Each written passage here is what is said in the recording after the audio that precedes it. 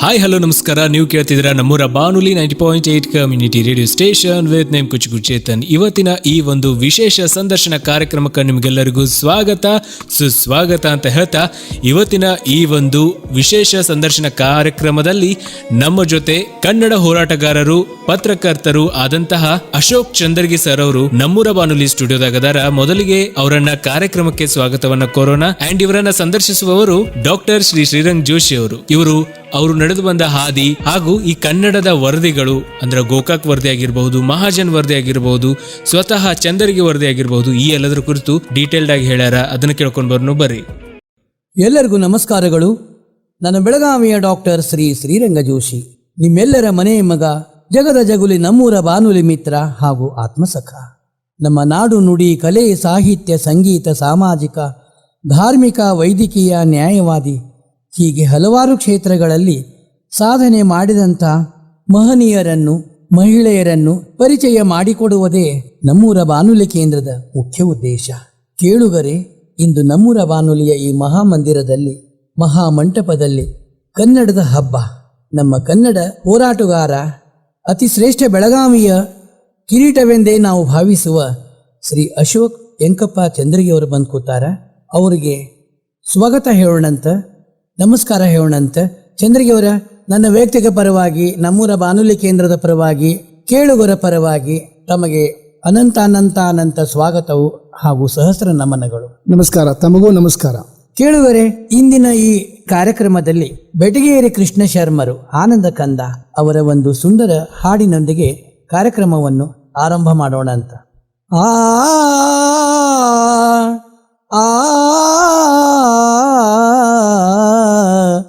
ಆ ಎನಿತು ಇನಿದು ಈ ಕನ್ನಡ ನುಡಿಯು ಮನವನು ತಣಿಸುವ ಮೋಹನ ಸುಧೆಯು. ಎನಿತು ಇನಿದು ಈ ಕನ್ನಡ ನುಡಿಯು ಮನವನು ತಣಿಸುವ ಮೋಹನ ಸುಧೆಯು. ಗಾನವ ಬೇರೇಯಿಸಿ ವೀಣೆಯ ದಾನಿಯೋಳ್ ವಾಣಿಯ ನೇವೂರ ನುಡಿಸುತ್ತ ಕುಣಿಯುವ. ಗಾನವ ಮೇರೇಯಿಸಿ ವೀಣೆಯ ದಾನಿಯೋಳ್ ವಾಣಿಯ ನೇವೂರ ನುಡಿಸುತ್ತ ಕುಣಿಯುವ. ಮಾಡದೆ ಮೇರೆಯುವ ಮಂಜುಳರವೋ ಎನಿತು ಇನಿದು ಈ ಕನ್ನಡ ನುಡಿಯು. ಎನಿತು ಇನಿದು ಈ ಕನ್ನಡ ನುಡಿಯು. ರಂಗನ ಮುರಳಿಯ ಹಿಂಗದ ಸರದಲ್ಲಿ ಹೆಂಗಳೆಯರು ಬೆಳದಿಂಗಳ ನೀರುಳಲಿ. ರಂಗನ ಮುರಳಿಯ ಹಿಂಗದ ಸರದಲ್ಲಿ ಹೆಂಗಳೆಯರು ಬೆಳದಿಂಗಳ ನೀರುಳಲಿ.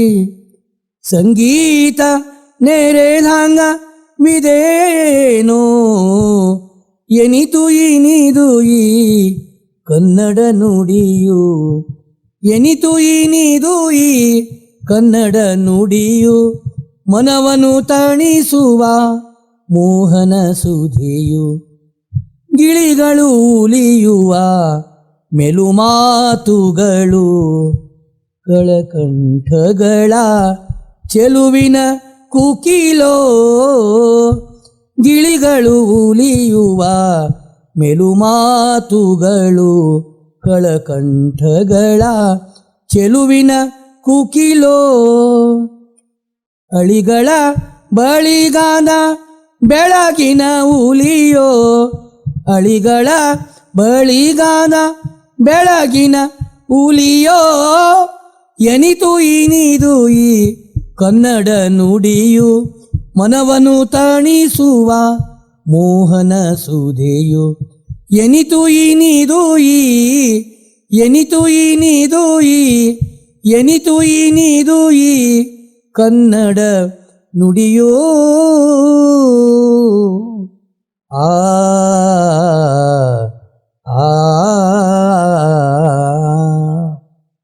ಕೇಳುಗರೆ ಜೋಶಿ ಅವರೇ ಬಹಳ ಚೆನ್ನಾಗಿ ಹಾಡಿದ್ರಿ. ರಾಘವಾದ ಬೆಟಗಿ ಕೃಷ್ಣ ಅವರು ಬಹಳ ಚೆನ್ನಾಗಿ ಕನ್ನಡದ ಅವ್ರು ಹಂಗೆ ಬರ್ದಾರಲ್ರಿ ಆನಂದ ಕಂದ ಬಹಳ ಚಂದ ಬರ್ದಾರ. ನೀವು ಚೆನ್ನಾಗೇನೆ ಹಾಡಿದ್ರಿ. ಹಾಡಿದ್ರೆ ಸಂತೋಷ ರೀ. ಕೇಳುಗರೆ, ಇಂದು ನಮ್ಮೂರ ಬಾನುಲಿಯ ಈ ಮಹಾಮನೆಯ ಮಂದಿರದಲ್ಲಿ ಶ್ರೀ ಅಶೋಕ್ ಚಂದ್ರಿಗೆ ಅವರು ಬಂದು ಕೂತಾರ. ಇವರು ಪ್ರಜ್ಞಾವಂತೆ, ಧೀಮಂತೆ, ಸಾಹಿತ್ಯ ಸಂಗೀತ ಸಂಸ್ಕೃತಿಯ ಧೀಮಂತ, ಸತ್ಯಧರ್ಮ ಸಾಮ್ರಾಜ್ಞ, ಕನ್ನಡಿಗರೂ ಹೌದು. ಇವರನ್ನು ವಂದಿಸಿ ಕೆಲವು ಪ್ರಶ್ನೆಗಳನ್ನು ಕೇಳೋಣಂತ. ಅಶೋಕ್ ಚಂದ್ರಿಗೆಯವರ ಮನುಷ್ಯನ ಜೀವನದಲ್ಲಿ ಹುಟ್ಟು ಎನ್ನುವುದು ಒಂದು ಸುಂದರ ಹಂದರ. ಬಾಲ್ಯದಲ್ಲಿ ಆ ಹುಟ್ಟಿನಿಂದ ತಂದೆ ತಾಯಿ, ಬಂಧು ಬಳಗ, ಗುರುಗಳು, ಸಮಾಜದವರಿಂದ ಎಲ್ಲರಿಂದಲೂ ಒಂದೊಂದು ರೀತಿಯ ಒಳ್ಳೆ ಸಂಸ್ಕಾರವನ್ನು ಪಡೆದುಕೊಳ್ಳುತ್ತೀರಿ. ಇವತ್ತಿನ ದಿವಸ ನೀವು ಕನ್ನಡ ತಾಯಿಯ ಶಿರೋಮಣಿಯಲ್ಲಿ ಮುಕುಟ ಶಿರೋಮಣಿಯಾಗಿ ಕಿರೀಟದಲ್ಲಿ ಕುಳಿತವರು ನೀವು. ಅದಕ್ಕೆಲ್ಲ ಆ ಸಂಸ್ಕಾರವೇ ಕಾರಣ ಆಗ್ತದೆ. ಕಾರಣ ತಮ್ಮ ಹುಟ್ಟು, ಬಾಲ್ಯ, ಪ್ರಾಥಮಿಕ ಶಿಕ್ಷಣ, ತಂದೆ ತಾಯಿ ಎಲ್ಲವನ್ನೂ ವಿವರವಾಗಿ ಹೇಳಿ. ನಾನು ಬೆಳಗಾವಿ ಜಿಲ್ಲೆಯ ರಾಮದುರ್ಗದ ನಗರದಲ್ಲಿ ನನ್ನ ಹುಟ್ಟು ಮತ್ತು ಬಾಲ್ಯ ಮತ್ತು ಪ್ರಾಥಮಿಕ, ಮಾಧ್ಯಮಿಕ ಶಿಕ್ಷಣ, ಕಾಲೇಜು ಶಿಕ್ಷಣ ಅಲ್ಲೇ ಆಗಿದ್ದು. ಯಾಕಂದ್ರೆ ಬಾಲ್ಯದಲ್ಲಿಯೇ ನಮ್ಮ ಕುಟುಂಬ ಅದು ರಾಜಕೀಯ ಹಿನ್ನೆಲೆ ಇರ್ಬೋದು, ಕನ್ನಡದ ಒಂದು ಹೆಮ್ಮೆಯ ಚಟುವಟಿಕೆ ಹಿನ್ನೆಲೆ ಇರ್ಬೋದು, ಸಂಗೀತದ ಹಿನ್ನೆಲೆ ಇರ್ಬೋದು, ಈ ಎಲ್ಲ ಒಂದು ಸಮ್ಮಿಶ್ರ ಹಿನ್ನೆಲೆ ಅಂತ ಬಂದಂಥ ಕುಟುಂಬ. ಯಾಕಂದ್ರೆ ಚಂದ್ರಗಿ ಕುಟುಂಬ ರಾಮದುರ್ಗದಲ್ಲಿ ಸಂಗೀತ ಪ್ರಧಾನ, ನಾಟಕ ಪ್ರಧಾನ ಕುಟುಂಬ.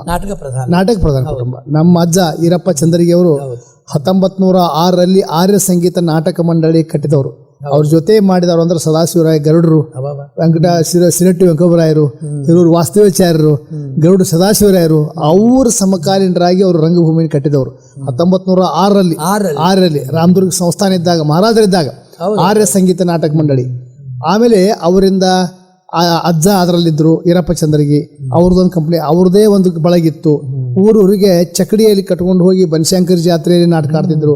ಆ ಸದಾಶಿವರಾಯ ಗರುಡರು ಆ ಕಾಲದಲ್ಲಿ ಅದು ಕಂದಗಲ್ ಹನುಮಂತರಾಯರು, ಗೌಡರ ಪಡೆದವರು.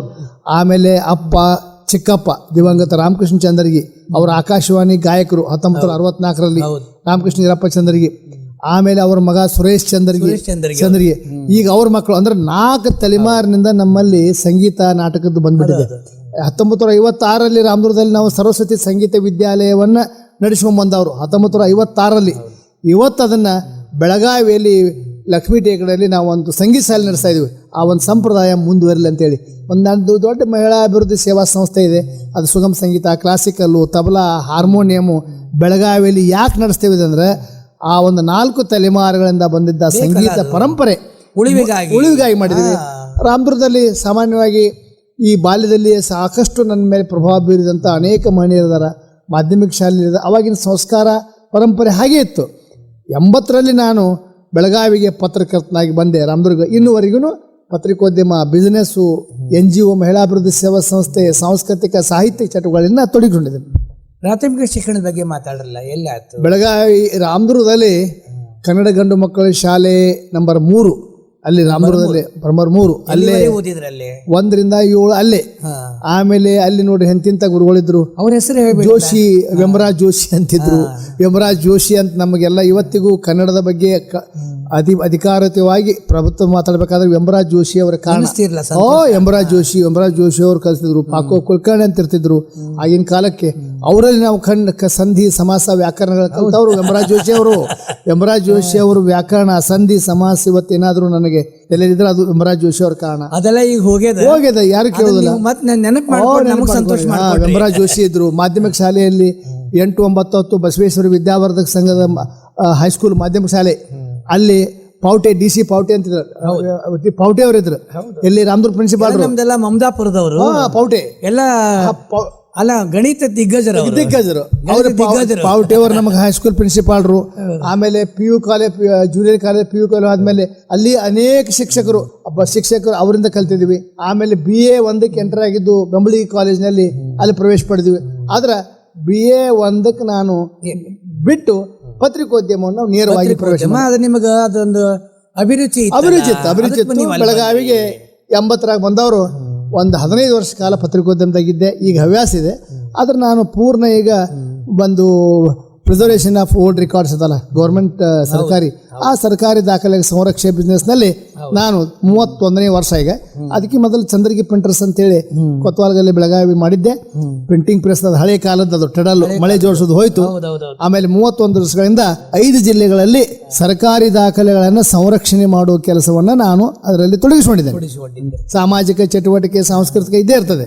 ಮಹಿಳಾ ಅಭಿವೃದ್ಧಿ ಸೇವಾ ಸಂಸ್ಥೆಯೂ ನಡೆಸ್ತಾ ಇದ್ದೇನೆ. ಚಂದ್ರಿಗೆ ಅವರ ಇದು ಹೋರಾಟ ಅಂತೀವಲ್ಲ, ಮುಂದೆ ನಿಮ್ದು ಆದಿ ಕಾಲದೊಳಗೆ ಮನಿ ಒಳಗೂ ಇತ್ತೇನು ಸಣ್ಣ ಪ್ರಮಾಣದ ಹೋರಾಟ? ಅದು ಸ್ವಾತಂತ್ರ್ಯ ಹೋರಾಟ ಇತ್ತು. ಸ್ವಾತಂತ್ರ್ಯ ಅಜ್ಜ ಅವರು ರಾಮದುರ್ಗದ ಮಹಾರಾಜ ಇದ್ರಲ್ಲ ಭಾವೇಮಂತನ, ಅವರ ವಿರುದ್ಧ, ಭಾವೇಮಂತನ ವಿರುದ್ಧ ಅಲ್ಲಿ ದಿವಂಗತ ಮಹದೇವಪ್ಪ ಪಟ್ಟಣ್ ಖ್ಯಾತ ಸ್ವಾತಂತ್ರ್ಯ ಯೋಧರು, ಅವ್ರ ಬೆನ್ನ ಹತ್ತಿ ಭಾವೇ ಮನೆತನದ ದೌರ್ಜನ್ಯದ ವಿರುದ್ಧ ಕರ ನಿರಾಕರಣೆ ಚಳವಳಿಯಲ್ಲಿ ಅವರಿದ್ರು, ಅಜ್ಜ ಇದ್ರು. ಆ ಕರ ನಿರಾಕರಣೆ ಚಳವಳಿ ಅಂದ್ರೆ ರಾಮದುರ್ಗ ಮಹಾರಾಜ ಆಗಿನ ಕಾಲಕ್ಕೆ ದೊಡ್ಡ ಪ್ರಮಾಣದಾಗ ಟ್ಯಾಕ್ಸ್ ಹೇರ್ತಿದ್ರಲ್ಲ, ಅದರ ವಿರುದ್ಧ ಮಹದೇವಪ್ಪ ಪಟ್ಟಣ್ ಅವರು ದೊಡ್ಡ ಚಳವಳಿ ಮಾಡಿದ್ರು ರಾಮದುರ್ಗದ ಮಹಾರಾಜ ವಿರುದ್ಧ. 1939 ಏಪ್ರಿಲ್ದಲ್ಲಿ ಒಂದು ದೊಡ್ಡ ಕ್ರಾಂತಿಯಾಗಿ ಹೋಯ್ತು. ದೊಡ್ಡ ಕ್ರಾಂತಿಯಾಗಿ ಹೋಯ್ತು ರಾಮದುರ್ಗದಲ್ಲಿ. ಅದರಲ್ಲಿ ನಮ್ಮ ಅಜ್ಜ ಈರಪ್ಪ ಚಂದ್ರಗಿಯವರು ಭಾಗಿಯಾಗಿದ್ದರು, ಅವ್ರ ಬೆಂಬಲಿಗರಾಗಿ ಭಾಗವಾಗಿದ್ದರು. ಅದು ಎಂಥ ಚಳವಳಿ ಅಂದ್ರೆ ಅವಾಗಿನ ಕಾಲಕ್ಕೆ ಮಹಾರಾಜನ ವಿರುದ್ಧ ದೊಡ್ಡ ಚಳವಳಿ ಆದ್ರೆ ದೊಡ್ಡ ಪ್ರಮಾಣದಾಗ ಅಲ್ಲಿ ಜನ, ರಾಮದುರ್ಗ ಸೊರೆಬನ ಜನ ಹೋಗಿ ಜೈಲು ಸುಟ್ಟರು. ಜೈಲಿಂದ ಹೊರಗೆ ಬಂದರು. 9 ಮಂದಿ ಪೊಲೀಸರ ಹತ್ಯೆ ಆಯಿತು ಚಳವಳಿಗಾರರಿಂದ. ಆಮೇಲೆ ರಾಮದುರ್ಗ 9 ಮಂದಿ ಹಿಡ್ಕೊಂಡ್ಬಂದು ಬೆಳಗಾವಿಗೆ ಫಾಸಿ ಕೊಟ್ಟರು. ರಾಮದುರ್ಗ ಮಹಾರಾಜರನ್ನು ಓಡಿಸಿದಂಥ ಚಳವಳಿ ಇದು ರಾಮದುರ್ಗದ ಕರ ನಿರಾಕರಣೆ ಚಳವಳಿ. ಅದು ಚಳವಳಿ ಹೋರಾಟ ನನ್ನ ರಕ್ತಲ್ಲೇ ಬಂದಿದೆ. ಯಾವುದಾದ್ರೂ ಅನ್ಯಾಯ ವಿರುದ್ಧ ಹೋರಾಡೋದಾದ್ರೆ ಇವತ್ತಿಗೂ ನಾ ಯಾಕೆ ಬಂದ್ರೆ ಆ ಪರಂಪರೆ ಅಥವಾ ಆ ರಕ್ತ ಇವತ್ತಿಗೂ ಹೋರಾಟದ ಬಂದದ್ದು. ದುಡ್ಡು ಗಿಡ್ಡು ನನಗೆ ಇವತ್ತಿಗೂ ಸೆಕೆಂಡ್ರಿ. ಇವತ್ತು ಹೋರಾಟ ಯಾರಿಗೆ ಅನ್ಯಾಯ ಆಗಿದ್ರೆ ಮುಂದೆ ಯಾಕೆ ಹೋಗ್ತೀವಿ ಅಂದ್ರೆ ಅದು ಅಜ್ಜನಿಂದ ಬಂದಂತ ರಕ್ತಗತವಾದ ಹೋರಾಟದ ಮನೋಭಾವ ಇವತ್ತಿಗೂ ನನ್ನ ಕಡೆ ಇದೆ. ದುಡ್ಡಿನಿಂದ ಯಾರು ಪರಿವರ್ತನೆ ಆಗೋದಿಲ್ರಿ, ಸಾಧ್ಯ ಇಲ್ಲ. ದುಡ್ಡು ಕೊಟ್ರ ಏನೇನು ಗ್ಯಾರಂಟಿಗಳನ್ನು ಕೊಟ್ರ ನಮಗಲ್ಲಿ ಪರಿವರ್ತನೆ ಇಲ್ಲ. ಅಲ್ಲಿ ದುಡ್ಡು ಎದಕ್ ಬೇಕು? ಭೌತಿಕ ವಸ್ತುಗಳನ್ನು ಕೊಳ್ಳಿಕ್ ಬೇಕು, ಅರಿಬೇಕು, ಮಣಿ ಬೇಕು. ಆದ್ರೆ ದುಡ್ಡೇ ಸರ್ವಸ್ವ ಅಲ್ಲ. ಜೀವನದ ಒಂದು ಭಾಗ ದುಡ್ಡು. ಅದು ದುಡ್ಡೇ ಜೀವನ ಅಲ್ಲ. ದುಡ್ಡು ಜೀವನ ಅಲ್ಲ. ಎಂತೆಂತ ದೇಶದೊಳಗೆ ದುಡ್ಡು ಇದ್ದವ್ರು ನೋಡಿದೀವಿ, ಇತಿಹಾಸದ ತಿಪ್ಪೆ ಸೇರಿದವ್ರು ನೋಡಿದೀವಿ ನಾವು. ದುಡ್ಡು ಬೇಕು ಮನುಷ್ಯಾಗ, ಆದ್ರೆ ಅದೇ ದುಡ್ಡೇ ಜೀವನ ಅಲ್ಲ. ಅದನ್ನ ನಾನು ನಂಬ್ಕೊಂಡ್ಬಂದೇನೆ. ಈಗ ನಮ್ಮಲ್ಲಿ ಎಂತಿಂತ ಮುಗ್ಧ ಜೀವಿಗಳು ಮನೆ ಒಳಗೆ ಇರ್ತಾರ, ಅವರಿಗೆ ಚಳವಳಿಗಳ ಅಗತ್ಯ ಇರ್ತದ್ರಿ. ನೀವು ಅವ್ರಿಗೊಂದು ಅವೇರ್ನೆಸ್ ಕೊಡ್ತೀರಿ, ಜಾಗೃತಿ ಕಾರ್ಯಕ್ರಮಗಳನ್ನು ಮಾಡ್ತೀರಿ, ಹಿಂಗ್ ಮಾಡ್ರಿ. ಅದು ನಮ್ಮಲ್ಲಿ ಏನಾದ್ರು ಪ್ರಬಲವಾಗಿ ಒಂದು ಸುರಿಮಳೆ ಸುರಿದು ಅಭಿವೃದ್ಧಿ ಆಗ್ತದೆ. ಅಂದ್ರೆ ನಿಮ್ ಪ್ರಕಾರ ಚಳವಳಿಗಳು ಸತ್ಯವಾಗಿ ನ್ಯಾಯವಾಗಿ ಬೇಕೇ ಬೇಕು. ಅಂದ್ರೆ ಸರ್ಕಾರಕ್ಕಾಗಲಿ ಅದಕ್ಕೆ ಆಗಲಿ ಒಂದು ಗಮನ ತರಬೇಕಾದ್ರೆ ಚಳವಳಿಗಳ ಅವಶ್ಯ ಅದ ಅಂತ ಹೇಳ್ತಾರೆ. ಹೌದಲ್ರಿ? ಹೌದು. ನೀವು ಈ ಪತ್ರಕರ್ತರ ಬಗ್ಗೆ ಮಾತಾಡೋಣ. ಈ ಪತ್ರಕರ್ತರ ಸೇವೆ ಎಂದಿನಿಂದ ನಡೀತಿದ್ದೀರಿ? 1980 ಜೂನ್ 27 ನಾನು ಪತ್ರಿಕೋದ್ಯಮವನ್ನ ಇಲ್ಲಿ ಬೆಳಗಾವಿಗೆ ಬಂದು ನೋಡಿದೆ. ಅದಕ್ಕೂ ಮೊದಲು ರಾಮದುರ್ಗದಲ್ಲಿ ಇದ್ಕೊಂಡೆ ನಾನು ವರದಿ ಮಾಡ್ತಿದ್ದೆ. 79 ವರದಿ ಮಾಡ್ತಿದ್ದೇನೆ ರಾಮದುರ್ಗದಾಗ ಸ್ಟಿಂಜರ್ ಅಂತ ಹೇಳಿ. ಅಧಿಕೃತವಾಗಿ 80 ಜೂನ್ 27 ನಾನು ಬೆಳಗಾವಿ ಬಂದು ಕನ್ನಡಮ್ಮ ದಿನಪತ್ರಿಕೆಯಲ್ಲಿ ಸೇರ್ಕೊಂಡೆ, ವರದಿಗಾರ ಉಪಸಂಪಾದಕ ಆಗಿ. ಸುಮಾರು 11 ತಿಂಗಳು ಅಲ್ಲಿ ಕೆಲಸ ಮಾಡಿದೆ, ಎಲ್ಲಿ ಕನ್ನಡಮ್ಮ ದಿನಪತ್ರಿಕೆಯಲ್ಲಿ. ಆಮೇಲೆ 81 ಮೇ 15 ರಾಘವೇಂದ್ರ ಜೋಶಿಯವರ ನಾಡೋಜ ದಿನಪತ್ರಿಕೆ ಸಹಾಯಕ ಸಂಪಾದಕ ವರದಿಗಾರ ಅಂತ ಅಲ್ಲಿ ಸೇರಿದೆ. 8 ವರ್ಷಗಳ ಕಾಲ, 88 ಫೆಬ್ರವರಿವರೆಗೂ ನಾನು ನಾಡೋಜದ ಸಹಾಯಕ ದಿನಪತ್ರಿಕೆ ಸಹಾಯ ಮಾಡಿದೆ. ಬೆಂಗಳೂರಿನ ಅಭಿಮಾನಿ ದಿನಪತ್ರಿಕೆಯ ಬೆಳಗಾವಿ ಜಿಲ್ಲಾ ವರದಿಗಾರ ಮಾಡಿದೆ. ಬೆಂಗಳೂರು ಅಭಿಮಾನಿ ಗ್ರೂಪ್ ಇತ್ತು, ಅರಿಗಿನಿ ಸಿನಿ ಮ್ಯಾಗಝೀನು, ಅಭಿಮಾನಿ ವಾರಪತ್ರಿಕೆ, ಒಂದು ಸಂಚು ಕ್ರೈಮ್ ಮ್ಯಾಗಝೀನ್ ಇತ್ತು. ಅಲ್ಲಿ ವರದಿ ಮಾಡ್ಕೋತಾನೆ 88 ತನಕ ಇದ್ದೆ. ಆಮೇಲೆ 88 ಜೂನಕ್ಕೆ ನಾನು ಬೆಳಗಾವಿ ಕೊತ್ವಾಲ್ಗಲ್ಲಿಯಲ್ಲಿ ಪ್ರಿಂಟಿಂಗ್ ಪ್ರೆಸ್ ಹಾಕಿದೆ. ಸ್ವಯಂ ಉದ್ಯೋಗಕ್ಕೆ ನಾನು ಕೈ ಹಾಕಿದೆ. ಆವಾಗ ಸ್ವಯಂ ಉದ್ಯೋಗ ಯೋಜನೆಗೆ 35,000 ಸಾಲ ಕೊಡ್ತಿದ್ರು. ಯುಕೋ ಬ್ಯಾಂಕ್ನಲ್ಲಿ ಸಾಲ ತಗೊಂಡೆ. ಸಾಲ ಮಾಡಿದ್ರಿ? ಅಲ್ಲಿ ಸಾಲ ಅನಿವಾರ್ಯ. ಅವಾಗೇನು ಅನಿವಾರ್ಯ ಅಲ್ಲ. ಪತ್ರಿಕೋದ್ಯಮ 12 ವರ್ಷ ಕೆಲಸ ಮಾಡಿದ್ರು ನಾ ತಗೊಳ್ಳಂತ ಸಂಬಳ 1,000 ಇತ್ತು. ಹೌದೌದು. ಅಲ್ಲೇ ಬದುಕುದೇ ಕಷ್ಟ ಇತ್ತು.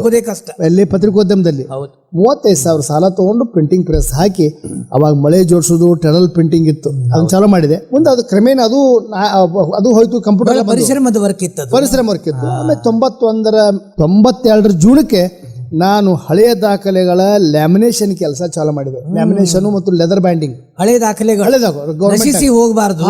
ಅದನ್ನ ಹೊಸದೊಂದು ಐಡಿಯಾ ಕರ್ನಾಟಕದಾಗ ನಾನು ಮೊದಲು ತಂದು ಕೊಟ್ಟೆ. ಎಲ್ಲಾ ಮೊದಲ ಬೆಳಗಾವಿ ಮಹಾನಗರ ಪಾಲಿಕೆಯ ಜನನ ಮರಣ ದಾಖಲೆಗಳನ್ನು ಮಾಡಿದೆ.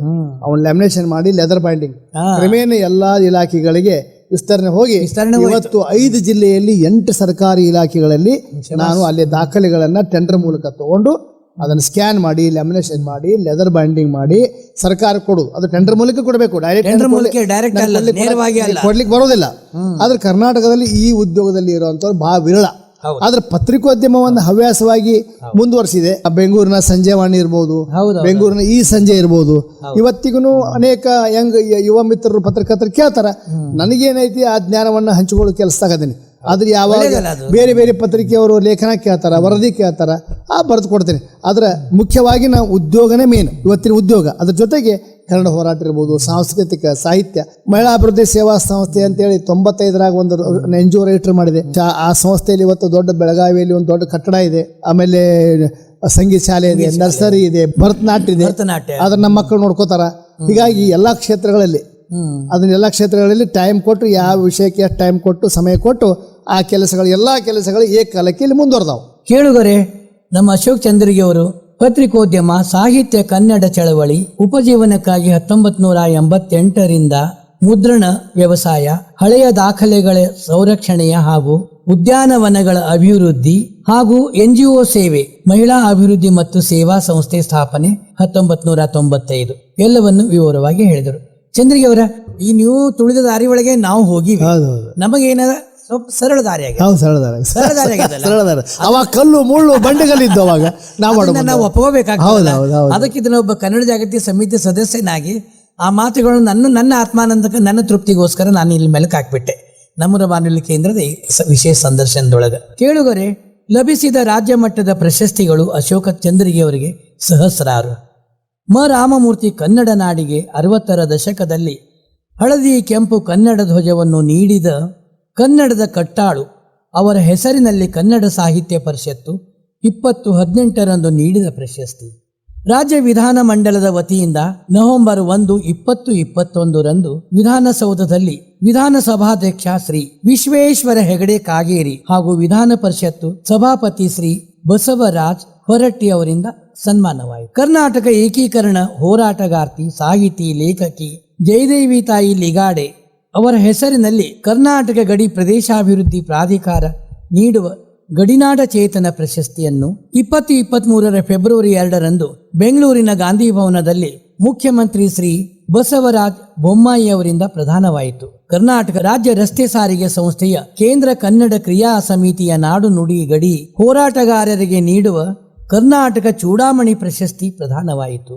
ಉತ್ತರ ಕರ್ನಾಟಕದ ಪ್ರಸಿದ್ಧ ಮಠವಾದ ಶ್ರೀ ನಾಗನೂರು ರುದ್ರಾಕ್ಷಿ ಮಠದ ನುಡಿಶ್ರೀ ಪ್ರಶಸ್ತಿ ಸಹಿತ ಅನೇಕ ಸಂಘ ಸಂಸ್ಥೆಗಳು, ಅನೇಕ ಮಠಮಾನ್ಯಗಳು ನೀಡಿದ ಪ್ರಶಸ್ತಿಗಳು ಅಷ್ಟಿಷ್ಟಲ್ಲ, ಅಷ್ಟೊಂದು ಭಾಜನರಾದರು. ಪ್ರಶಸ್ತಿಗಳ ಸಾಗರವೇ ಇಲ್ಲಿದೆ.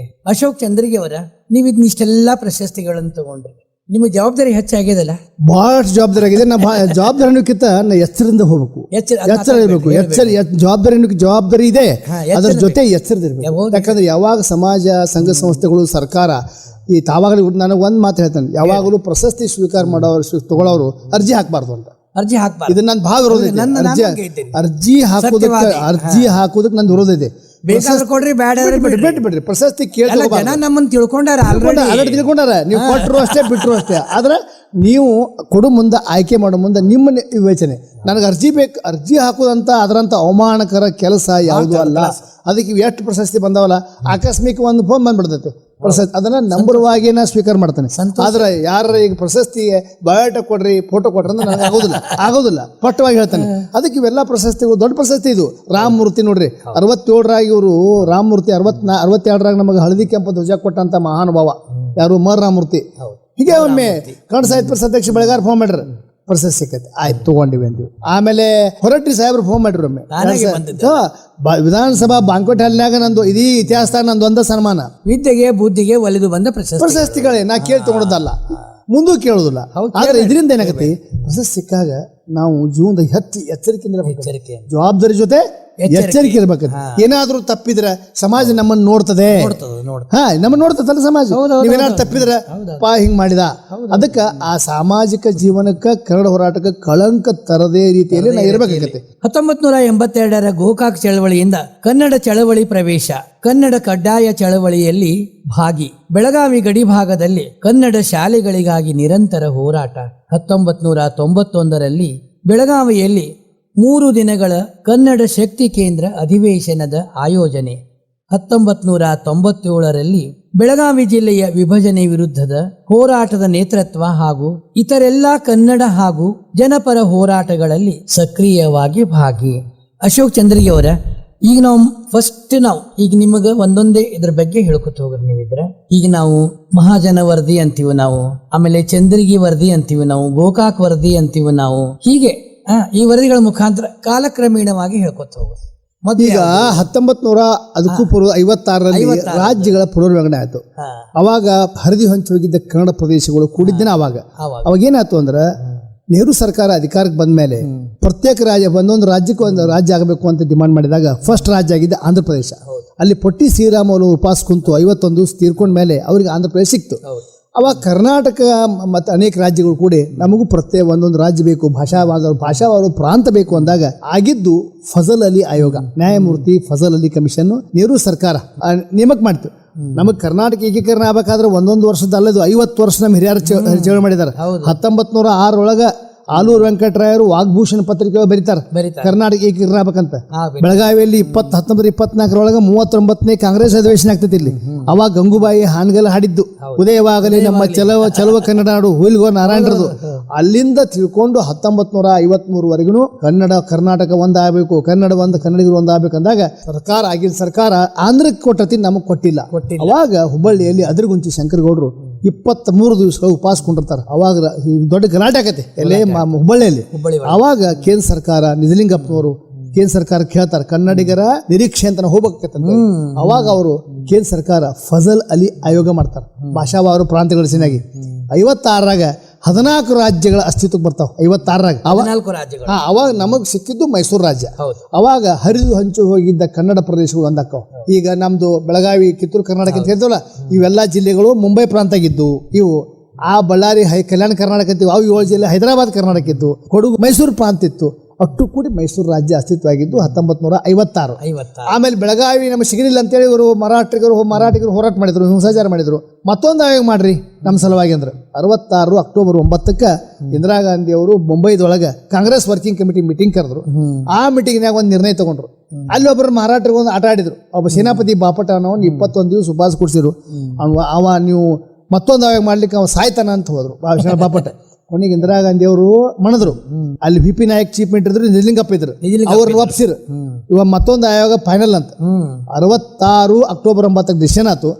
ಅಕ್ಟೋಬರ್ 25ಕ್ಕೆ ಮೆಹರ್ ಚಂದ್ ಮಹಾಜನ್ ಅವರ ಮಹಾಜನ್ ವರದಿ ಆಯ್ತು. 1 ವರ್ಷ ಅವರು ಅಭ್ಯಾಸ ಮಾಡಿದ್ರು. 67 ಆಗಸ್ಟ್ದಾಗ ಅವರು ವರದಿ ಕೊಟ್ರು, ಮಹಾಜನ್ ವರದಿ. ಅದ್ರಾಗ ಬೆಳಗಾವಿ ಕರ್ನಾಟಕದಂತ ಆತು. ಮತ್ತೆ ಅವ್ರ ಗಲಾಟೆ ಮಾಡಿದ್ರು. ಯಾರು? ಮರಾಠಿಗರು. ಅದು ಮಹಾಜನ್ ವರದಿ. ಅದು 70ರೊಳಗ ಪಾರ್ಲಿಮೆಂಟ್ನಾಗ ಮಂಡಿಸಲ್ಪಟ್ಟಿದ ಹೊರತಾಗಿ ಅದ್ ನಿರ್ಧಾರ ಆಗಿಲ್ಲ. ಅವಾಗ ಇಂದಿರಾ ಗಾಂಧಿ ಮನಸ್ಸು ಮಾಡಿದ್ರೆ ಆಗ್ತಿತ್ತು. ಬೆಳಗಾವಿ ಕರ್ನಾಟಕದ ಅಂತೇಳಿ ಫಜಲ್ ಅಲಿ ಹೇಳಿದ್ರು, ಮಹಾಜನ ವರದಿ ಹೇಳಿದ್ರು, ನಿರ್ಧಾರ ಆಗಲಿಲ್ಲ. ಅಲ್ಲೇ ಪೆಂಡಿಂಗ್ ಐತಿ. ನಾವು ಮಹಾಜನ ವರದಿ ಬದ್ದಂತ ನಾವು ಅಂತೀವಿ. ಆದ್ರೆ ಮಹಾಜನ ವರದಿ ಪ್ರಕಾರ ಅನೇಕ ಪ್ರದೇಶಗಳನ್ನ ಕಳ್ಕೊತೀವಿ. ನಿಪ್ಪಾಣಿ ಕಳ್ಕೊತೀವಿ, ನಂದಗಢ ಕಳ್ಕೊತೀವಿ, ನಮ್ಮ ಹೊಕ್ಕಾವ. ಕರ್ನಾಟಕದ 768 ಹಳ್ಳಿ ಪಟ್ಟಣಗಳು ಮರಾಠರು ಸೇರ್ತಾವ. ಮಹಾಜನ ವರದಿ ಜಾರಿ ಬಂದ್ರು. ಮರಾಠರದ್ದು ಜತ್ ಅಕಲ್ಕೋಟ್, ದಕ್ಷಿಣ ಸೋಲಾಪುರ ಕೂಡಿ 248 ನಾವು ಬರ್ತಾವ. ಆದ್ರೆ ಹಂಗ ಪೆಂಡಿಂಗ್ ಐತಿ. ಮಹಾಜನ ವರದಿ ಮುಗಿತು. ಗೋಕಾಕ್ ವರದಿ ಏನಾಯ್ತು ಅಂತ ಕೇಳಿ ನೀವು 82 ಏನಾಯ್ತು? ಮಾಧ್ಯಮಿಕ ಶಿಕ್ಷಣದಲ್ಲಿ ಸಂಸ್ಕೃತಿಗೆ ಮೊದಲ ಸ್ಥಾನ ಇತ್ತು. ಆವಾಗ ಇದು ಕೋರ್ಟ್ ವಿವಾದ ಆಗಿ ಇಲ್ಲ ಮೊದಲ ಸ್ಥಾನ ಯಾರಿಗೆ ಕಂಡದ್ದು ನಾವು ಒಂದು ಕಮಿಟಿ ಮಾಡ್ತೀವಿ ಅಂತೇಳಿ ಗುಂಡೂರಾವ್ ಸರ್ಕಾರ ಹೈಕೋರ್ಟ್ ಮುಂದೆ ಒಂದು ಅಫಿಡವಿಟ್ ಹಾಕ್ಯಾರ. ಹಾಗೆ ಜ್ಞಾನಪೀಠ ಪ್ರಶಸ್ತಿ ವಿಜೇತ ವಿಕ್ರ ಗೋಕಾಕ್ ಅಧ್ಯಕ್ಷತೆ ಒಂದು ಕಮಿಟಿ ಮಾಡ್ತಾರೆ. ಅವ್ರು ರಾಜ್ಯ ತುಂಬಾ ಸುತ್ತಿರು, ರಾಜ್ಯದ ಅಭಿಪ್ರಾಯ ಕೇಳಕ್ಕೆ ಬೆಳಗಾವಿಗೂ ಬಂದಿದ್ರು. ಅವಾಗ ಮಾಧ್ಯಮಿಕ ಶಿಕ್ಷಣದಲ್ಲಿ ಕನ್ನಡಕ್ಕೆ ಮೊದಲ ಸ್ಥಾನ ಇರಬೇಕು ಅಂತೇಳಿ ಎಲ್ಲರೂ ಅವಾಗ ಚಂಪಾ, ಪಾಟೀಲ್ ಪುಟ್ಟಪ್ಪ, ಧಾರವಾಡಕರ್ ಇಡೀ ಕರ್ನಾಟಕ ತುಂಬಾ ಒಂದು ಅಭಿಪ್ರಾಯ ಆಗ್ತಾ ಇತ್ತು. ಗೋಕಾಕ್ ವರದಿ ಡಾಕ್ಟರ್ ರಾಜ್ಕುಮಾರ್ ಅವರು ಇದ್ರಲ್ಲ, ಕೇಳ್ರಿ ಹಂಗಲ್ಲ, ಮೊದಲು ವರದಿ ಕೊಟ್ರು. ಗೋಕಾಕ್ ವರದಿ ಗುಂಡೂರಾವ್ ಸರ್ಕಾರ ಕೊಟ್ಟವ್ರೆ. ವೀಕ್ರ ಗೋಕಾಕ್ ಕೊಟ್ರ ಅವ್ರು ಅದನ್ನ ಜಾರಿ ಮಾಡಕ್ ವಿಳಂಬ ಆತ. 91 ಇನ್ನು ಗುಂಡೂರಾವ್ ಸರ್ಕಾರ ಇತ್ತು. ಅವಾಗ ಧಾರವಾಡದಾಗ ಹಿರಿಯ ಸಂಶೋಧಕ ಶಂಭಾ ಜೋಶಿ, ಪಾಟೀಲ್ ಪುಟ್ಟಪ್ಪ, ರಾಯ ಧಾರವಾಡಕರ್, ಬಸವರಾಜ್ ಕಟ್ಟಿಮನಿ, R.C. ಹಿರೇಮಠ್, ಚಂದ್ರ ಪಾಟೀಲ್ ಅಟ್ರು ಉಪವಾಸ ಕುಂತರು. ಸರ್ಕಾರ ಗುಂಡೂರಾವ್ ಸರ್ಕಾರ ದಾದ್ ಮಾಡ್ಲಿಲ್ಲ, ಅವ್ರಿಗೆ ಕೇರ್ ಮಾಡ್ಲಿಲ್ಲ. ಕೊನೆಗೆ ಪಾಟೀಲ್ ಪುಟ್ಟಪ್ಪನವ್ರು ಮಾಡ್ರು ಇದಕ್ಕೆ ಬರೀ ಸಾಹಿತಿಗಳ ಆಂದೋಲನ ಆಗಬಾರ್ದು, ಇದು ಜನ ಆಂದೋಲನ ಆಗಬೇಕು. ಹಂಗಾದ್ರೆ ಅಂದ ಯಾರು ಮಾಡಬೇಕು? ಡಾಕ್ಟರ್ ರಾಜ್ಕುಮಾರ್ ಆಹ್ವಾನ ಮಾಡಿಬಿಟ್ರು. ಅವ್ರು ರಾಜ್ಕುಮಾರ ಚೆನ್ನೈದಾಗ ಇರ್ತಿದ್ರು ಅವಾಗ. ಕನ್ನಡಕ್ಕಾಗಿ ನನ್ನ ಪ್ರಾಣ ಕೊಡಲು ಸಿದ್ಧ ಅಂತ ಒಂದು ಸ್ಟೇಟ್ಮೆಂಟ್ ಕೊಟ್ಟರು. 82ರ ಮೇ 15ಕ್ಕೆ ರಾತ್ರಿ ವಸ್ತಿ ಬಂದ್ರು. ನಾನು ರಾಘವೇಂದ್ರ ಜೋಶಿ ಚಿದಾನಂದ ಮೂರ್ತಿ ಕೂಡ ಹೈವೇದಾಗ ಅವ್ರನ್ನ ಸ್ವಾಗತ ಮಾಡಕ್ ಹೋಗಿದ್ವು. ಮೇ 15 ಅದಕ್ಕೆ ಮೇ 16ಕ್ಕೆ ಬೆಳಗಾವಿಯಿಂದ ದೊಡ್ಡ ಪ್ರಮಾಣದ ಚಾಲು ಆಯ್ತು. ಇಲ್ಲಿ ಕಾಲೇಜ್ ನಾಯಕರಾಗಿ ಪಾಲ್ಗೊಂಡ್ರು. ಅವ್ರ ನೇತೃತ್ವ ನೇತೃತ್ವ ಅಲ್ಲಿಂದ ಬೆಳಗಾವಿ, ಬೈಲೊಂಗಲ, ಸಿಜಾಪುರಕ್ಕೆ ಹೋದ. ದೊಡ್ಡ ಲಕ್ಷಾಂತರ ಜನ ಸೇರಿದ್ರು. ಅವಾಗ ಗುಂಡ್ರು ಸರ್ಕಾರ ಏನ್ ಮಾಡಿದ್ರು, ಆ ಚಳವಳಿಗೆ ಹೆದರಿ ಮಾತುಕತೆ ಕರೆಸಿರು. ಅವಾಗ ಗೋಕಾಕ್ ವರದಿಯನ್ನ ನಾವು ಅಂಗೀಕಾರ ಮಾಡ್ತೀವಿ ಅಂತ ಹೇಳಿದ್ರು. ಅದು ಗೋಕಾಕ್ ಚಳವಳಿ ಯಶಸ್ಸು ಸಿಕ್ತು. ಮಾಧ್ಯಮಿಕ ಶಿಕ್ಷಣದಲ್ಲಿ ಮೊಟ್ಟ ಮೊದಲ ಸ್ಥಾನ ಏನು, ಅದು ಮಾಧ್ಯಮಿಕ ಶಿಕ್ಷಣ ಮಟ್ಟಿಗೆ ಇದ್ರೂ ಸಹಿತ ಕರ್ನಾಟಕದಲ್ಲಿ ಕನ್ನಡ ಪ್ರಜ್ಞೆಯನ್ನ ಬೆಳೆದೆಬ್ಬಿಸಿದಂತ ದೊಡ್ಡ ಚಳವಳಿ. ಅದು ಮಾಧ್ಯಮಿಕ ಶಿಕ್ಷಣಕ್ಕೆ ವಿಶೇಷ ಅಷ್ಟೇ ಇತ್ತು. ಆದ್ರೆ ಅದಕ್ಕೆ ಕನ್ನಡದ ಪ್ರಜ್ಞೆ ಹೆಚ್ಚಾತು, ಜನರಲ್ಲಿ ಕನ್ನಡಾಭಿಮಾನ ಆತು. ಅದ್ರ ಪರಿಣಾಮ ಏನಾಯ್ತಂದ್ರೆ 83 ಗುಂಡೂರಾವ್ ಸರ್ಕಾರ ಮನೆಗೆ ಹೋತು. ರಾಮಕೃಷ್ಣ ಹೆಗಡೆ ಸರ್ಕಾರ ಜನತಾ ಪಕ್ಷ ಸರ್ಕಾರ ಅಧಿಕಾರಕ್ಕೆ ಬಂತು. ಅವ್ರು ಮೊಟ್ಟ ಮೊದಲು ಕನ್ನಡ ಕವಲ ಸಮಿತಿಯನ್ನ ನೇಮಕ ಮಾಡಿ ರಚನೆ ಮಾಡಿದ್ರು. ಅದರ ಮೊಟ್ಟ ಮೊದಲ ಅಧ್ಯಕ್ಷ ಸಿದ್ದರಾಮಯ್ಯನವರು, ಈಗ ಮುಖ್ಯಮಂತ್ರಿ ಅದಾರಲ್ಲ. ಮೊಟ್ಟ ಮೊದಲು ಅವರು ಪಕ್ಷೇತರ ಆರಿಸಿದ್ರು, ಎಲ್ಲಿ ಮೈಸೂರು ಚಾಮುಂಡೇಶ್ವರಿಂದ. ಅವ್ರು ಮೊದಲ ಅಧ್ಯಕ್ಷ ಆದ್ರು. 85ರಾಗ ಮತ್ತಿರ್ಗ ಹೆಗಡೆ ಅವರು ಅಧಿಕಾರಕ್ಕೆ ಬಂದ್ರು. ಅವಾಗ ಪಾಟೀಲ್ ಪುಟ್ಟಪ್ಪನವರು ಎರಡನೇ ಅಧ್ಯಕ್ಷ ಕನ್ನಡ ಕಾವಲು ಸಮಿತಿಗೆ. ಅದೇ ಕನ್ನಡ ಕಾವಲು ಸಮಿತಿ ಇವತ್ತು ಕನ್ನಡ ಅಭಿವೃದ್ಧಿ ಪ್ರಾಧಿಕಾರ ಅಂತ ಆಗಿದೆ. ಚಂದ್ರಗಿ ಅವರ ತಮ್ಮದೇ ಆದಂತ ಚಂದ್ರಗಿ ಸಮಿತಿ ಚಳವಳಿ ವರದಿ ಅಂತ ಒಂದು. ಅದೇನಾಯ್ತು, ಬೆಳಗಾವಿ ಗಡಿ ಭಾಗದಾಗ ಕನ್ನಡ ಶಾಲೆಗಳ ಸ್ಥಿತಿ ಏನಾಯ್ತು ಅಂದ್ರೆ, ಕನ್ನಡ ಶಾಲೆಗಳ ಪರಿಸ್ಥಿತಿ ಅಯೋಮಯ. ಅಕ್ಟೋಬರ್ದಾಗ ರಾಜ್ಯೋತ್ಸವದ ಪೂರ್ವಭಾವಿ ಸರ್ಕಾರ ಕರೆದ್ರು. ನಾವು ಒಂದು ವೇಳೆ ನಮ್ಮ ಮಕ್ಕಳಿಗೆ ಅಲ್ಲಿ ಶಾಲೆ ಸಿಗ್ಲಿಕ್ಕಂದ್ರೆ ನಾವು ರಾಜ್ಯೋತ್ಸವ ಬಹಿಷ್ಕಾರ ಹಾಕಿವಿ ಅಂತ ಹೇಳ್ಬಿಟ್ಟಿವಿ. ಅವಾಗ ಜಿ.ವಿ. ಕಂಗವಾಡ ಅಂತ ಡಿಸಿದ್ರು, ಮನು ಬಳೆಗಾರ ಅವರ HQ ಇದ್ರು, ಅಪರ್ ಡಿಸಿ ಇದ್ರು. ಒಟ್ಟರು ಹಾದಿವಿ ನಮ್ಮ ತಾತ್ಕಾಲಿಕವಾಗಿ ಒಂದು ಪಂಚಾಯತಿ ಬಿಲ್ಡಿಂಗ್ನಾಗ ಸಾಲಿ ಕೊಟ್ರು. ಮುಂದೆ 99ರೊಳಗೆ 2 ವರ್ಷದಾಗ 4 ರೂಮಿಂದ ಒಂದು ರೂಮ್ ನಮ್ಮ ಸಾಲಿ ಸಿಕ್ತಿ ನಮ್ಮ ಮಕ್ಕಳಿಗೆ. ಅವಾಗ ಚಂಪಾ ಬಂದಿದ್ರು ಉದ್ಘಾಟನೆಗೆ. ಅವರು ಕನ್ನಡ ಅಭಿವೃದ್ಧಿ ಪ್ರಾಧಿಕಾರ ಅಧ್ಯಕ್ಷಿದ್ರು. ಅವಾಗ ಅದ್ರ ಉದ್ಘಾಟನೆ ಆಗಿ ಸಾಹಿತ್ಯ ಭವನದಾಗ ಒಂದು ನಾನು ಗಡಿ ಭಾಗದ ಸ್ಥಿತಿಗತಿ ಒಂದು ಸಂವಾದ ಅಂತ ಒಂದು ಕಾರ್ಯಕ್ರಮ ಮಾಡಿದ್ದೆ.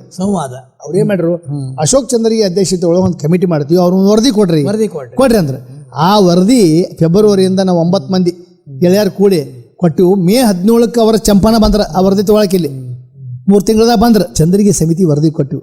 ಗಡಿ ಭಾಗದಾಗ ಎಲ್ಲೆಲ್ಲಿ ಶಾಲೆಗಳು ಹಿಂಗದ ಪರಿಸ್ಥಿತಿ ಐತಿ ಅವೆಲ್ಲ ವರದಿ ಕೊಟ್ಟಿವಿ. ವರದಿ ಕೊಟ್ಟ ಮೇಲೆ ಚಂದ್ರಗಿ ಸಮಿತಿ ಐತ್ಲ, ಅವಾಗ ಚಂಪಾ ಮೇ 17ಕ್ಕೆ ಇಲ್ಲಿ ಕೊಟ್ಟೆ. ಜೂನ್ 30ಕ್ಕೆ ಅದು ಪ್ರಾಧಿಕಾರದ ಅಂಗೀಕಾರ ಆಯ್ತು. ಗೋವಿಂದ ಗೌಡರು ಶಿಕ್ಷಣ ಸಚಿವರಿದ್ರು. ವರದಿ ಸರ್ಕಾರಕ್ಕೆ ಹೋದ. ಸರ್ಕಾರ ಗಡಿ ಭಾಗಕ್ಕೆ ಅದನ್ನು ವರದಿ ಕಳಿಸಿರು. ಆ ವರದಿ ಪ್ರಕಾರ ಕೆಲವು ಕಡೆ ಕ್ರಮ ತಗೊಂಡ್ರು. ಹೊಸ ಶಾಲೆ ಬಿಲ್ಡಿಂಗ್ ಅದು, ಬೆಳಗಾವಿ ಅನೇಕ ಬಿಲ್ಡಿಂಗ್ ಅದು ಅದು ಚಂದ್ರಗಿ ಸಮಿತಿ ವರದಿ ಅಂತೇಳಿ ಪ್ರಸಿದ್ಧ ಆಯ್ತು ಆ ಕಾಲಕ್ಕೆ. ಅದೇ ತಾವು 1995ರಲ್ಲಿ ಮಹಿಳಾ ಅಭಿವೃದ್ಧಿ ಹಾಗೂ ಸೇವಾ ಸಂಸ್ಥೆ ಹೆಸರಿನ NGO ಸ್ಥಾಪನೆ, ಬೆಳಗಾವಿಯ ಲಕ್ಷ್ಮೀ ಟೇಕಡಿಯಲ್ಲಿ 2020ರಲ್ಲಿ ಬೃಹತ್ ಶಾಲಾ ಕಟ್ಟಡ ನಿರ್ಮಾಣ ಹಾಗೂ ಶ್ರೀಮತಿ ತಾರಾದೇವಿ ಚಂದ್ರಗಿ ಗುರುಕುಲ ಸ್ಥಾಪನೆ, ಸಂಗೀತ ಶಾಲೆ ಆರಂಭವಾದವು. ತಮ್ಮ ಸ್ವಲ್ಪ ಕೊರೋನಾ ಅವಧಿ ಒಳಗಿಂದ ಸೇವೆ ಹೇಳ್ತೀರಿ? ಕೊರೋನಾ ನೋಡಿ, ನಾನು ಜೀವನದೊಳಗೆ ಅತ್ಯಂತ ನಾನು ಬಡವರ ಪರವಾಗಿ ಆಹಾರ ಬೇಕಂತ ಪರವಾಗಿ ದೊಡ್ಡ ಕೆಲಸ ಮಾಡಿದ್ವಿ. ಯಾಕಂದ್ರೆ ಕೊರೋನಾ ಇಷ್ಟು ಭೀತಿ ಹುಟ್ಟಿಸ್ತು.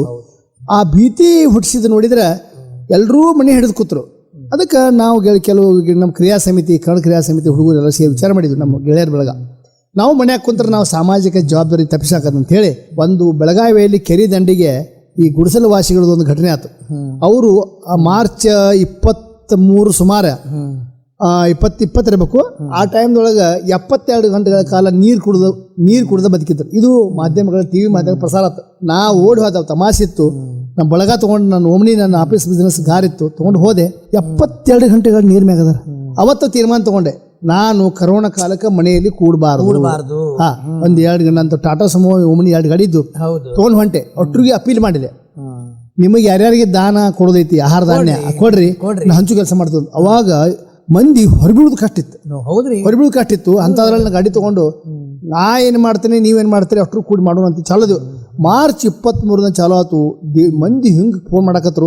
ಅದ್ರ ಒಳಗೆ ಕರಿತಿದ್ದಿಲ್ಲ, ಹೊರಗೆ ನಿಂತ್ಕೊಂಡು ಆಹಾರದಂತ ಕರೋನಾ. ನಾವು ಎಲ್ಲ ಪ್ರಿಕಾಷನ್ ತೊಗೊಂಡಿವಿ, ಸ್ಯಾನಿಟೈಸೇಷನ್ ತೊಗೊಂಡಿವಿ, ಗುಳಿಗೆ ತೊಗೊಂಡಿವಿ, ಎಲ್ಲ ತೊಗೊಂಡಿವಿ, ಹೊಂಟಿವಿ.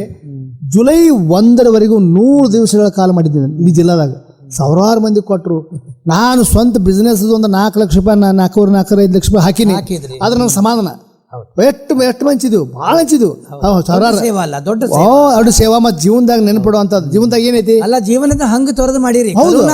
ನನಗ ನಿಮಗೇನು ಹೊಸದಲ್ಲ. ಹಿರಿಯ ಅಧಿಕಾರಿಗಳು ವಾರ್ನಿಂಗ್ ಮಾಡಿದ್ರು. ಅವತ್ತಿನ SP ಲಕ್ಷ್ಮಣ್ ನಿಂಬರ್ಗಿ ಮೇಘನವ್ರ ಸಾಹೇಬ್ರು ಫೋನ್ ಮಾಡೋರು, ನೋಡಪ್ಪ ಹುಷಾರ್, ಎಲ್ಲಿ ಹೊಂಟಿ ಜನ MLAಗಳು ಎಲ್ಲಿ ಹೋಗಿಲ್ಲ ಅಲ್ಲಿ ಹೊಂಟ್ರಿ. ಹಿರೇಬಾಗೇವಾಡಿ ಅಂತ ಮಠ ಮಧ್ಯಾಹ್ನ 2 ಗಂಟೆಗೆ ಹೋಗಿದ್ದೀನಿ. MLAಗಳು ಹೋಗಿ ಧೈರ್ಯ ಮಾಡಿಲ್ಲ. ಅವ್ರಿಗೆ ಪಂಚಾಯತಿ ಕೂಡಿಸ್ಕೊಟ್ಟು ಬಂದೆ. ದೇವ್ರ ದಯ ಅದು.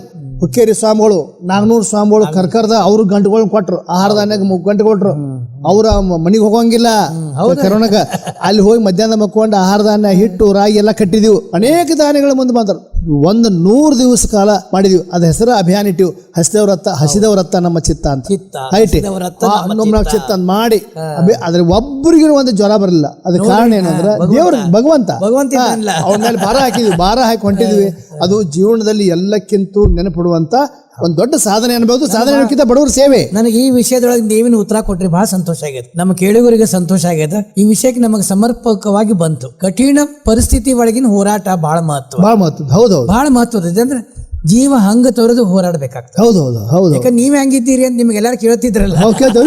ಎಲ್ಲರೂ ಕೇಳವ್ರು. ಚಂದ್ರಿಗೆ ಕೆಲವು ಅಂಕ ಕೆಲವು ಮಂದಿ ಅಂದ್ರು ನೀವು ಖಲಾಸ ಆದ್ರೇನು ಅಲ್ಲಿ ಮಟ್ಟಿಗೆ. ಮತ್ತೇನು ನನ್ನ ಆಯುಷ್ ಅಷ್ಟೇ ಇದ್ರೆ ನಾ ಏನ್ ಮಾಡ್ಲಿ. ನಮ್ಮ ಸಂಸದರು ಎಂಥವ್ರು ಪಾಪ ಶ್ರೀ ಸುರೇಶ್ ಅಂಗಡಿ ನೆನೆಸ್ಬೇಕಲ್ಲ. ಅದೇ ಅವಧಿ ಒಳಗ ಸೇವಾ ಮಾಡ್ಕೋತೆ ಹಿಂಗ್ ಹೇಳ್ತೇನ್ರಿ. ಕೇಳುಗರೆ, ನಮ್ಮ ಅಶೋಕ್ ಚಂದ್ರಗಿ ಅವರು ನಡೆಯಲಾರದ ಜಾಗವಿಲ್ಲ, ಕೂಡಲಾರದ ಸ್ಥಳವಿಲ್ಲ. ಇಡೀ ಕರ್ನಾಟಕ ತುಂಬೆಲ್ಲ ಹೋರಾಟಗಾರರಾಗಿ ಪ್ರಸಿದ್ಧರಾದರು. ತಮ್ಮ ಪುಸ್ತಕಗಳಿಂದ, ಅಂಕಣ ಬರಹಗಳಿಂದ, ಚಳುವಳಿಗಳಿಂದ. ಕುವೆಂಪು ಅವರು ಒಂದ್ ಕಡೆ ಹೇಳ್ತಾರ, ಕನ್ನಡಕ್ಕೆ ಹೋರಾಡು ಕನ್ನಡದ ಕಂದ, ಕನ್ನಡವ ಕಾಪಾಡು ನನ್ನ ಆನಂದ. ಜೋಗುಳದ ಹರಕೆ ಇದು ಮರೆಯುದುರು ಚಿನ್ನ, ಮರೆತೆಯಾದರೆ ಅಯ್ಯೋ ಮರೆತಂತೆ ನನ್ನ. ಮೊಲೆಯ ಹಾಲಂತೆ ಸವಿಜೇನು ಬಾಯಿಗೆ, ತಾಯಿ ಅಕ್ಕರೆಯಂತೆ ಬಲು ಸೊಗಸು ಮೈಗೆ, ಹಿರಿಯ ಎಳ್ನುಡಿಯಂತೆ ಶ್ರೇಯಸ್ಸು ಬಾಳ್ಗೆ, ಕನ್ನಡದಿ ದುಡಿದು ಇಹ ಪರದ ಏಳಿಗೆ. ರನ್ನ ಪಂಪ ನಚ್ಚು ಕನ್ನಡದ ಸೊಲ್ಲು, ರನ್ನ ಪಂಪರ ನಚ್ಚು ಕನ್ನಡದ ಸೊಲ್ಲು, ಬಸವದೇವನ ಮೆಚ್ಚು ಹರಿಹರನ ಗೆಲ್ಲು, ನಾರಣಪ್ಪನ ಕಿಚ್ಚು ಬತ್ತಳಕೆ ಬಿಲ್ಲು, ಕನ್ನಡವ ಕೊಲ್ಲುವ ಮುನ್ನ ಓನನ್ನ ಕೊಲ್ಲು. ಇದನ್ನ ಅಕ್ಷರಶಃ ನಮ್ಮ ಅಶೋಕ್ ಚಂದ್ರಗಿ ಅವರು ಪಾಲ್ಸ್ಯಾರೆ. ಕೇಳಿದ್ರೆ ನಮಗೆ ಬಹಳ ಸಂತೋಷ ಅನ್ನಿಸ್ತದಲ್ಲ. ಅವ್ರ ಮಾತುಗಳು ನಾವು ಕೇಳಬೇಕು ಅನ್ನಿಸ್ತದ. ಸಮಯ ಅಭಾವ ಹೊಂದಿರ್ತದ. ಕೊನೆಯಲ್ಲಿ ಅಶೋಕ್ ಚಂದ್ರಗಿ ಅವರ ನಮ್ಮ ಕನ್ನಡ ಮನಸ್ಸುಗಳಿಗೆ ಹೋರಾಟ ಬಗ್ಗೆ ಆತು, ಸಂದೇಶಗಳ ಬಗ್ಗೆ ಆತು, ಯುವಕ ಯುವತಿಯರಿಗೆ ಆತು, ಸ್ವಲ್ಪ ಹೇಳಲ್ಲ ಕಿವಿ ಮಾತು. ನಾನು ಬಹಿರಂಗ ಸಭೆಗಳಲ್ಲಿ ಹೇಳಿದ್ದೀನಿ, ಈಗೂ ಹೇಳ್ತೇನೆ. ಕನ್ನಡ ಹೋರಾಟ ಅಂದ್ರೆ ಬಹಳ ಪವಿತ್ರದ್ದು. ನಾ ಒಂದು ಮಾತು ಹೇಳ್ತೇನೆ, ಹೋರಾಟವನ್ನ ಉದ್ಯೋಗ ಮಾಡ್ಕೋಬೇಡ್ರಿ. ಯಾವ್ದಾದ್ರು ಉಪಜೀವನಕ್ಕೆ ಒಂದು ಉದ್ಯೋಗ ಇರ್ಲಿ. ನಾ ಸ್ಪಷ್ಟ ಹೇಳ್ತೇನೆ, ನೀವು ಒಂದು ಕಿರಾಣಿ ಅಂಗಡಿ ಇಡ್ರಿ, ಪಾನ್ ಅಂಗಡಿ ಇಡ್ರಿ, ಆದ್ರೆ ಉದ್ಯೋಗ ಮಾಡಿ ನೀವು ಹೋರಾಟ ಮಾಡ್ರಿ. ದಿನನಿತ್ಯ ಮಾಡುವಂಥದ್ದಲ್ಲ. ಈಗ ಭಾಳ ಸಂಘಟನೆ ಹುಟ್ಟಿದಾವ. ಆ ಹುಡುಗರಿಗೆ ಒಮ್ಮೊಮ್ಮೆ ಏನಿಸ್ತತಿ, ಹೋರಾಟದ ಮಾರ್ಗ ದಿಕ್ಕು ಬದಲಾಯ್ತನೋ ಅಂತ. ಅದಕ್ಕೆ ನಾವೆಲ್ಲ ಮಾಡ್ಕೊಂಡು ಉಪವಾಸ ಬಿದ್ದು ನಾವು ಹೋರಾಟ ಮಾಡಿದವರು. ಉದ್ಯೋಗಕ್ಕೆ ಒಂದು ಉದ್ಯೋಗ ಇರಲಿ. ಯಾರೋ ಒಬ್ಬರು ಪಂಡ್ ಪುಟ್ಟಪ್ಪನವ್ರು ನಮ್ಮನ್ನ ಕೇಳಿದಾರ. 50 ಮಂದಿ ಸಭೆದಾಗ ಒಬ್ಬೊಬ್ಬರು ಎದ್ದು ನಿಂತು ನೀವೇನು ಉದ್ಯೋಗ ಮಾಡ್ತೀರ ಅಂತ ಕೇಳಿದಾರೆ. ಅದಕ್ಕೆ ಇವತ್ತಿಗೂ ನಾನು ಹೋರಾಟ ಹೇಳ್ತೇನೆ, ಹೋರಾಟವನ್ನ ಉದ್ಯೋಗ ಮಾಡ್ಕೊಂಡ್ರೆ ಸಮಾಜ ನಮ್ಮನ್ನು ಭಾಳ ಕೀಳಾಗಿ ನೋಡ್ತದೆ. ನೀವು ಯಾರ ಕೇಳಿದ್ರೆ ಉಪಜೀವನ ಕೇಂದ್ರ ಹೇಳಕ್ ಒಂದು ಉದ್ಯೋಗ ಇರಲಿ, ನಂದು ಕಿರಾಣಿ ಅಂಗಡಿ ಇರಲಿ, ಪಾನ್ ಅಂಗಡಿ ಇರಲಿ, ಯಾವ್ದೋ ಬಿಸ್ನೆಸ್ ಮಾಡ್ರಿ, ಅದನ್ನ ಮಾಡ್ಕೊಂಡ ಉದ್ಯೋಗ ಮಾಡಿ ಸಮಾಜದೊಳಗ ನೀವು ಘನತೆ ಕಾಪಾಡ್ಕೊಡ್ರಿ. ಅವಾಗ ನೀವು ಮಾಡಿದ ಹೋರಾಟಕ್ಕೆ ಒಂದು ಬೆಲೆ ಐತಿ. ಅದಕ್ಕೆ ನಾನು ಪಾಲಿಸ್ತೀನಿ. ನಮ್ಮ ಜೀವನದಾಗ ಭಾಳ ಮಂದಿಗೂ ಹೇಳ್ತಾನೆ, ನೀವು ಎಷ್ಟೇ ಇರಲಿ, ಒಬ್ರು ತಿಂಗಳಿಗೆ 20,000 ಗಳಿಸ್ಬೋದು, 50,000, 1 ಲಕ್ಷ ಗಳಿಸ್ಬೋದು, ರೊಕ್ಕ ಮಹತ್ವ ಅಲ್ಲ. ನನ್ನ ಜೀವನಕ್ಕೆ ಇದು ಆಧಾರ ಐತೆ ಅಂತ ಹೇಳುವಂತ ಒಂದು ಎದೆಗಾರಿಕೆ ನಿಮಗಿರಲಿ. ಅವಾಗ ನಿಮ್ಮ ಹೋರಾಟ ಯಶಸ್ವಿ ಆಗ್ತದೆ. ಕೇಳುಗರೆ, ಇಲ್ಲಿವರೆಗೆ ಶ್ರೀ ಅಶೋಕ್ ಎಂಕಪ್ಪ ಚಂದ್ರಗಿ ಕನ್ನಡ ಪರ ಹೋರಾಟಗಾರರು ಹಾಗೂ ವಿವಿಧ ಕ್ಷೇತ್ರಗಳಲ್ಲಿ ಮುನ್ನಡೆಯಿಂದ ಬಂದವರು, ಎಷ್ಟೊಂದು ಜೋಪಾನವಾಗಿ ಕನ್ನಡ ಕನ್ನಡ ಕನ್ನಡ ಮೈತುಂಬಿಸಿಕೊಂಡವರು. ಅವರಂಥವ್ರ ನಮ್ಮ ನಾಮೂರ ಬಾನುಲಿ ಕೇಂದ್ರಕ್ಕೆ ಆಗಮನ ನಮಗೆ ತುಂಬಾ ಸಂತೋಷ ತಂದು ಕೊಟ್ಟದ. ಅಶೋಕ್ ಚಂದ್ರಗಿ ಅವರ ನಾವೀಗ ಸಮಯದ ಮಾತು ಕೇಳಬೇಕಾಗ್ತದ. ಯಾರಿಗೆ ಸೋಲ್ದಿದ್ರು ಸಮಯ ಸೋಲ್ಬೇಕು. ಅದು ಒಂದು ಶಿಸ್ತತನ ಅಂತೀವಿ. ಹೌದು, ಶಿಸ್ತತನ, ಕರ್ತವ್ಯ, ನಿಷ್ಠೆ, ಹೌದಲ್ಲ? ಹೌದು. ಅದಕ್ಕೆ ನಮ್ಗೆ ಏನಾಗ್ಯದಲ್ಲ, ಈಗ ನಮ್ಮ ಜಾನಪದೊಳಗೂ ನಾವು ಹೇಳ್ತೀವಿ, ನಾವು ಮುಗ್ದಾವ ನಮ್ಮ ಜೋಳ ಉಳ್ದಾವ ನಮ್ಮ ಹಾಡ ಅಂತ ಹೇಳ್ತೀವಿ. ಹಂಗ ನಮ್ಮ ಮಾತುಗಳು ಬಹಳ ಉಳಿದ್ಬಿಟ್ಟಾವ. ನಿಮಗ್ ನಾವು ಎಷ್ಟು ಕೃತಿಗಳು ಅಂತೀವಿ, ಎಪಿಸೋಡ್ ಅಂತೀವಲ್ಲ, ಮಾಡಿದ್ರೆ ಕಡಿಮೆ.